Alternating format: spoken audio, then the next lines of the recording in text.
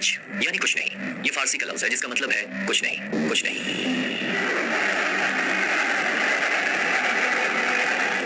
ये मनाजिर 1 फरवरी 1979 के हैं। ईरान के दारुल हुकूमत तेहरान की सड़कों पर 50 लाख अफराद का मजमा है जो अपने लीडर के इस्तेमाल के लिए इकट्ठे हुए हैं। वो लीडर जो गुज़िश्ता 14 साल से जिलावतन था। जब जहाज में मौजूद एक सहाफी लीडर से पूछता है कि इतने साल बाद भी लाखों लोग आपकी वापसी के इंतजार में सड़कों पर हैं, आपको कैसा महसूस हो रहा है, तो वो जवाब में सिर्फ एक लफ्ज कहता है, हेज यानी कुछ नहीं। सहाफी हैरत से पूछता है, कुछ नहीं? तो वो जवाब देते हैं कि हेज एहसास न दारम यानी मुझे कुछ भी महसूस नहीं हो रहा है। ये थे आयतुल्लाह खुमैनी जो ईरान को इस्लामी जमहूरी मुल्क बनाने की खातिर वतन वापस लौट रहे थे। रूहुल्लाह मौसवी खुमैनी अपनी नई रियासत के पहले सुप्रीम लीडर थे और 1989 तक अपने इंतकाल तक इस मनसब पर फाइज रहे। اسلام مذهب مشکل مربوط به فقط ربط بین بنده و خدا نیست. اسلام یک مذهب سیاسی است.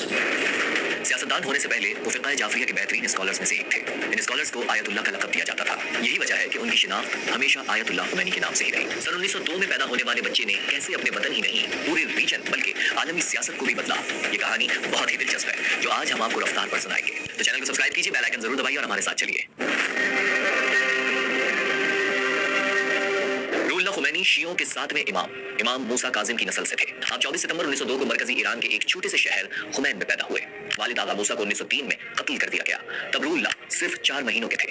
यूं उनके तरबियती सफर का आगाज होता है। अपनी वालिदा के साए में जिनके कांधों पर 6 बच्चों को पालने की जिम्मेदारी थी, इसलिए खानदान ने भी इस काम में उनका हाथ बटाया। कुछ अरसे तक रूहुल्लाह की चची भी उनकी सरपरस्त बनी, लेकिन एक किरदार जिसने रूहुल्लाह की जिंदगी पर बहुत गहरा असर डाला, वो सबसे बड़े भाई मुर्तजा थे। रूहुल्लाह 16 साल के हुए कि वालिदा भी इंतकाल कर गई। तब बड़े भाई ने ही रूहुल्लाह के सर पर हाथ रखा। इस खानदान में दीनी तालीम हासिल करना और दीगर उलूम में महारत हासिल करना रिवायत के साथ साथ फर्ज समझा जाता था। यही वजह थी कि रूहुल्लाह की दीनी तालीम चलती रही। तब ईरान नहीं था बल्कि फारस कहलाता था, जहाँ एक रिवायत थी जैसे जैसे इंसान दीनी इल्म हासिल करता उसको अलक़ाबात मिलते जाते। जब इल्म के आला तरीन दर्जे पर फाइज होता तो आयतुल्लाह का रुतबा हासिल होता। तो 19 साल रूहुल्लाह ने दीनी तालीम का आगाज किया। इराक के मशहूर आलिम आयतुल्लाह अब्दुल करीम हायरी से 1922 में शहर कुम का रुख किया, जो उस जमाने में भी दीनी तालीम का मरकज था। कुम का ये सफर यूं तो जिंदगी का एक छोटा सा फैसला था, लेकिन किसे मालूम था कि ये फैसला पूरी कौम की तकदीर बदल देगा। खैर, रूहुल्लाह ने कुम में अदबियात, फलसफा, कानून और इरफानी उलूम हासिल किए। सन 1932 में तेहरान के एक जाने माने स्कॉलर की बेटी से उनकी शादी हो गई। इसके बाद दीगर 7 बच्चों की पैदाइश हुई, जिनमें से 2 पैदाइश के कुछ ही अरसे बाद इंतकाल कर गए। इस दौरान 1937 में आयतुल्लाह हायरी भी दुनिया से रुखसत हुए। तब रूहुल्लाह ने एक और आयतुल्लाह हुसैन बरजर्दी की शागिर्दी इख्तियार कर ली। अब उनकी पहचान एक इंतहाई ज़हीन स्कॉलर के तौर पर होने लगी। यही वो वक्त था जब रूहुल्लाह मौसवी रूहुल्लाह खुमैनी के नाम से पहचाने जाने लगे। ये वो जमाना था जब ईरान पर रजा शाह पहलवी की हुकूमत थी, जिनके सर पर ईरान को जदीद बनाने का जुनून सवार था।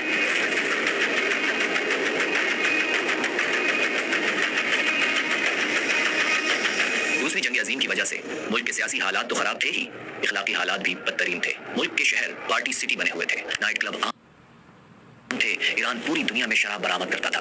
फिर रजा शाह ने कुछ ऐसे फैसले भी किए जिनसे उलमा का इन्फ्लुएंस कम होने लगा। फिर खवातीन को मर्दों के बराबर मसावी हुकूक दिए गए, उन्हें वोट डालने की इजाजत दी गई, उनके लिए यूनिवर्सिटीज के दरवाजे खोले गए। यही नहीं, हिजाब को बैन कर दिया गया। पुलिस को हुक्म था जो भी स्कार्फ पहने नजर आए उसका हिजाब खींच लिया जाए।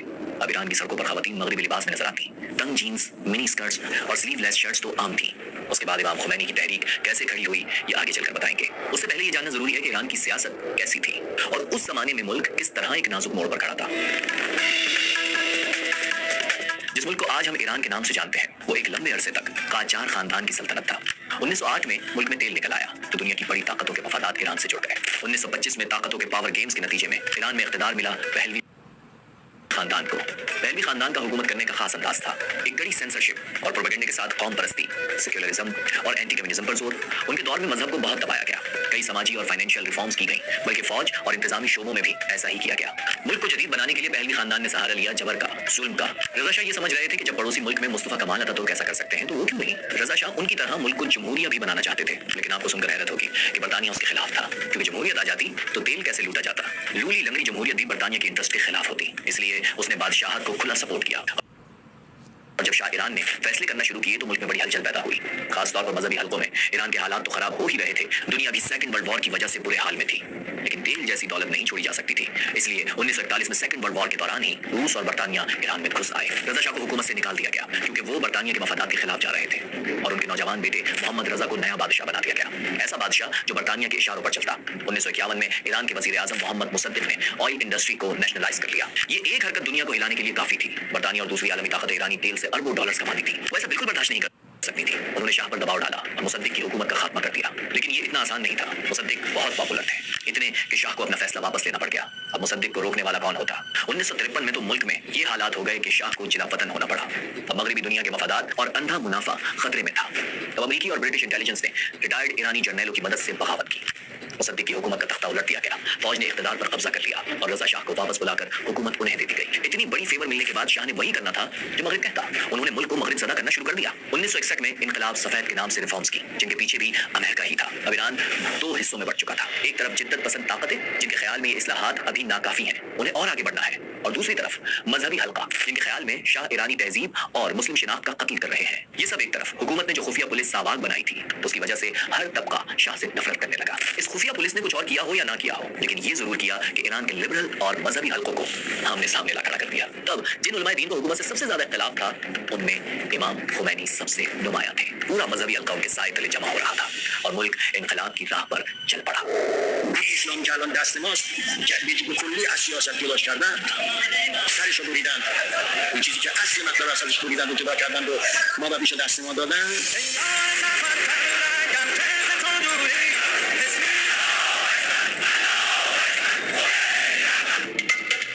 जब इंसान की उम्र 60 बरस से ज्यादा हो जाती है तो वो रिटायरमेंट के बारे में सोचने लगता है, लेकिन आयतुल्लाह खुमैनी ने इस जिंदगी में जो कुछ हासिल किया था, तब सब कुछ दांव पर लगाने का फैसला कर चुके थे। सोच लिया कि अगर मुल्क को शाह के आताब और अजाब से बचाना है तो सियासत में अपना किरदार निभाना होगा। ये साल 1963 था जब खुमैनी शाह मुखालिफत अपने उरूज पर पहुंची। खुमैनी का पहला पैगाम तकरीरों और पम्फलेट्स के जरिए ईरान भर में पहुंच रहा था।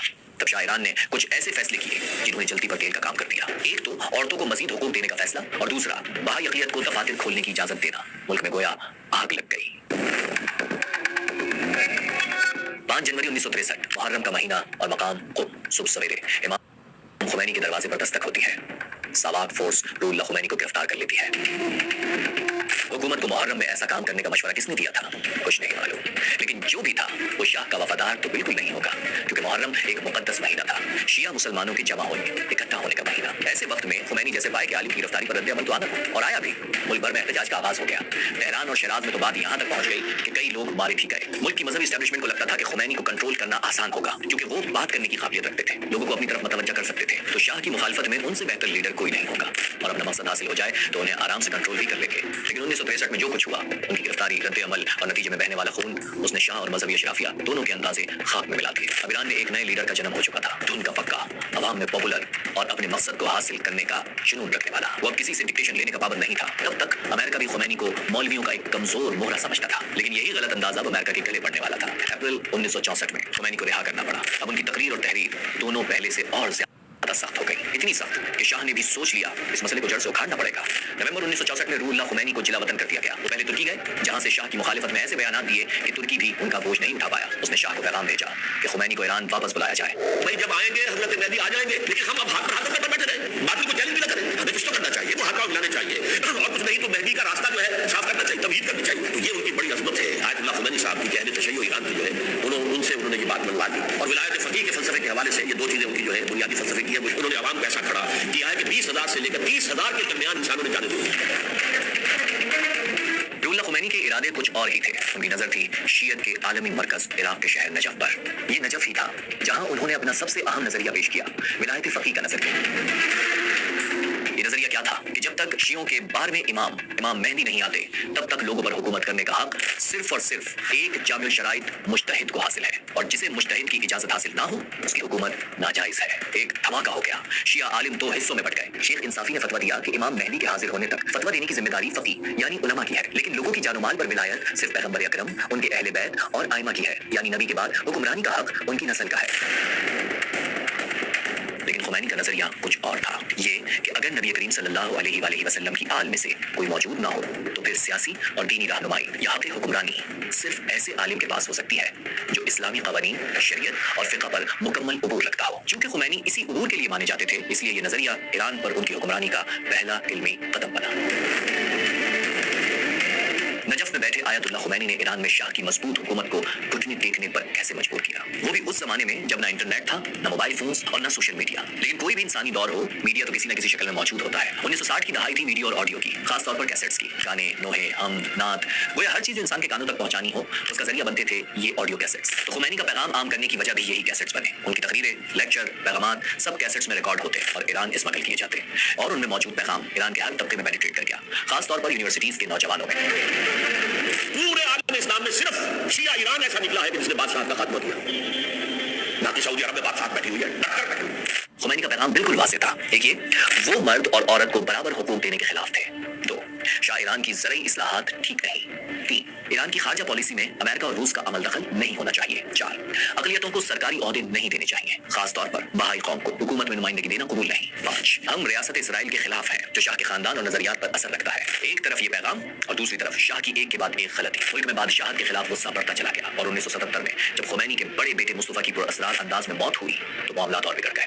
मुस्तफा 46 साल की उम्र में हार्ट अटैक से इंतकाल कर गए, लेकिन खुमैनी ने अपने बेटी की मौत को कत्ल का नाम दिया और जिम्मेदार ठहराया शाह को। अब मैदान गर्म होने लगा, लोग खड़े हो गए। कुछ महीनों बाद जनवरी 1978 में रियासती अखबार ने खुमैनी पर एक आर्टिकल छापा जिसमें उनकी हुब्बुल वतनी पर सवाल तो उठाए ही, लेकिन जिनसी मामलात पर जो बातें लिखी वो अवाम को गुस्सा दिलाने के लिए काफी थी। लोग तेहरान की सड़कों पर निकल आए और फिर मुजाहिरीन पर सीधी गोलियां चला दी गई। तबरेज में फौज और अवाम के तसादुम में 100 से ज्यादा लोग मारे गए। अब ईरान फटने वाला था और अवाम ने फैसला कर लिया था, इनकलाब का फैसला। ये मुजाहिरे इसी इनकलाब का आगाज थे जिसने ईरान बल्कि पूरे रीजन को बदल कर रख दिया।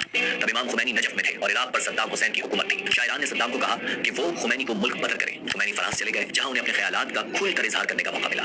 हर गुजरते दिन के साथ शाह की मकबूलियत कम होने लगी। ईरान में अफरा तफरी थी, झड़पें रोज का मामूल बन गई थी। दुकानें बंद, कारोबार मुअत्तल और हड़तालों पर हड़तालें। इन हड़तालों की वजह से तेल की इंडस्ट्री बुरी तरह मुतासिर हुई। पैदावार 75% तक घट गई। हालात इतने बिगड़ गए कि शाह ने ईरान छोड़ने का फैसला कर लिया। और हैरत की बात, किसी मुल्क ने उन्हें कबूल नहीं किया, हत्ता कि अमेरिका ने भी। वो जो ईरान के स्याह और सफेद के मालिक थे, मिस्र में बना लेने पर मजबूर हो गए। चार्टर्ड बोइंग 747 जहाज ने पेरिस से उड़ान भरी। इस जहाज में कोई और नहीं, इनकलाब ईरान के हीरो आयतुल्ला रूहुल्लाह खुमैनी सवार थे। तकरीबन 16 साल की जिला वतनी के बाद बिल आखिर वो वतन वापस आ रहे थे जहां अवाम का ठाठे मारता समंदर उनका मुंतजिर था। लेकिन खुमैनी के ईरान आने पर सब खुश नहीं थे। फौज तो उनके कत्ल का मंसूबा बना रही थी। फजाइया के एक सीनियर कमांडर तो खुमैनी के जहाज को ही मार गिराना चाहते थे। उन्होंने मिस्र में मौजूद शाह ईरान से इजाजत भी मांगी, लेकिन उन्हें कोई जवाब नहीं मिला। शाह खुद तो मुल्क में मौजूद नहीं थे, लेकिन उनकी इंतजामिया जरूर थी। वजीर आजम शाहपुर बख्तियार ने ईरान भर में कर्फ्यू लगा दिया। इमाम खुमैनी को उसकी कोई परवाह न थी। उन्होंने बस एक कागज लहराया जिस पर लिखा था कर्फ्यू की परवाह ना करें। इस एक कागज ने तमाम बंदिश तोड़ दी और फिर उनका जहाज ईरान पहुंच ही गया। लैंड करने से पहले 3 बार तेहरान का चक्कर लगाया और फिर ईरान के मेहर आबाद एयरपोर्ट पर उतर गया। कुछ देर बाद काला इमामा और लंबा जुब्बा पहना एक झुकी कमर वाला बूढ़ा शख्स जहाज से नमूदार हुआ। उसने 16 साल बाद अपने चेहरे पर ईरान की ठंडी हवा महसूस की। उसकी एक झलक देखने के लिए हजारों लोग मौजूद थे। इतने लोग कि उन्हें पहले एक गाड़ी के जरिए ले जाने की नाकाम कोशिश की गई, लेकिन फिर हेलीकॉप्टर का इस्तेमाल करना पड़ा। अब खुमैनी ईरान के स्याह और सफेद के मालिक थे। उन्होंने मेहदी बाजार गान को नया वजीर आजम बनाया। 11 फरवरी को फौज ने ऐलान किया कि वो सियासी तौर पर गैर जानिबदार रहेगी और फौजियों को बैरकों में जाने का हुक्म दे दिया। अब ईरान की सड़कों पर इनकलाबियों का कब्जा था और फिर वही हुआ जो हर इनकलाब में होता है। सजाओं का अमल शुरू हो गया। बदनाम जमाना खुफिया पुलिस साबाक के सरबराह जनरल नेमतुल्लाह नसीरी और उनके करीबी साथियों को फायरिंग स्क्वाड के जरिए सजाए मौत दे दी गई। तभी तेहरान यूनिवर्सिटी के एक तालिब इल्म ने कहा, मैं समझता था खुमैनी ईरान में जमहूरियत ला रहे हैं, लेकिन अब लगता है कि हमने एक आमिर की जगह दूसरा आमिर खड़ा कर दिया है।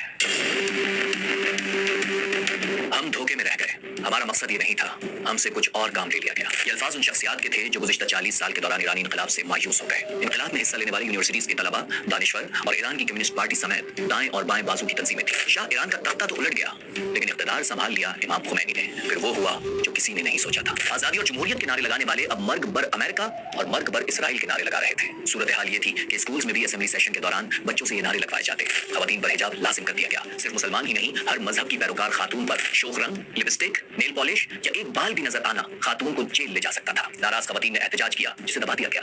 खानदानी तहफ्फुज़ का कानून कलअदम करार दे दिया गया, जिसके मुताबिक अब खातून अपनी मर्जी से खुला नहीं ले सकती थी। जब इमाम खुमैनी ने इख्तिदार संभाला तो शिया नस्ल में इजाफे की हिदायत की। 1989 में ईरान की आबादी 3 करोड़ 60 लाख थी, लेकिन खुमैनी की हिदायत के बाद इसमें तेजी से इजाफा हुआ और ये 8 करोड़ से भी ज्यादा हो गई। शायद उससे भी ज्यादा होती अगर 1980 में ईरान इराक जंग न होती। मगर मगरब के साथ खराब ताल्लुकात और बैनुल अक़वामी पाबंदियों के बाइस ईरान पूरी तरह मुतासिर हुआ। मुल्क का इन्हिसार तेल की बरामदात पर था, बाकी ज्यादातर मुल्क बंजर था, लेकिन पाबंदियों के बाद वो मुआशी तौर पर भी बंजर होता गया। उसका कौमी खजाना भी खाली होने लगा, महंगाई बढ़ती गई, लोग बेरोजगार हुए और हुकूमती पॉलिसियों के खिलाफ अवाम का गुस्सा बढ़ने लगा। इन हालात का फायदा उठाया पड़ोसी मुल्क इराक ने। ईरान के अमेरिका और इसराइल से ताल्लुकात भी खराब थे। ऐसे में इराक ने अपनी ताकत मजीद बढ़ानी चाहिए, तो मगरिब ने भी भरपूर साथ दिया। इनकलाब के बाद जो हालात पैदा हुए, ईरान बहुत कमजोर होता गया। उसका फायदा उठाते हुए सद्दाम हुसैन ने 1980 में ईरान पर हमला कर दिया। ये जंग 8 साल यानी अगस्त 1988 तक चलती रही। 5 लाख से ज्यादा अफराद इस जंग में मारे गए और दोनों मुल्कों को अरबों डॉलर का नुकसान उठाना पड़ा, लेकिन ईरान बच गया। अब रुहुल्लाह खुमैनी की उम्र बहुत ज्यादा हो चुकी थी, उनको मैदे का कैंसर हो चुका था। 3 जून 1989 को वो 87 साल की उम्र में दुनिया से रुखसत हो गए। इंतकाल ईरान पर रोते हुए किया गया।